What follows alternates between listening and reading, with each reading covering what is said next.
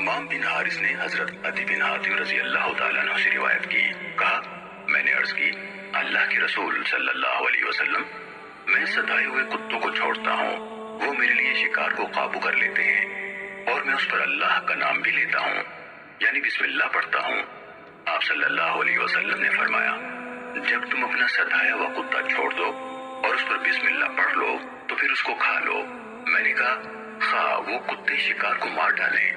آپ صلی اللہ علیہ وسلم نے فرمایا خواہ وہ شکار کو مار ڈالیں جب تک کوئی اور کتا جو ان کے ساتھ نہیں بھیجا گیا ان کے ساتھ شریک نہ ہو جائے۔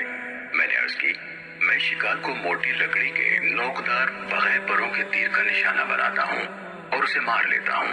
آپ صلی اللہ علیہ وسلم نے فرمایا جب تم بغیر پروں والا تیر مارو اور وہ اس کے جسم کو چھید دے اور خون نکل جائے تو اس کو کھا لو، اور اگر وہ اسے چوڑائی کی طرف سے نشانہ بنائے اور مار ڈالے تو مت کھاؤ۔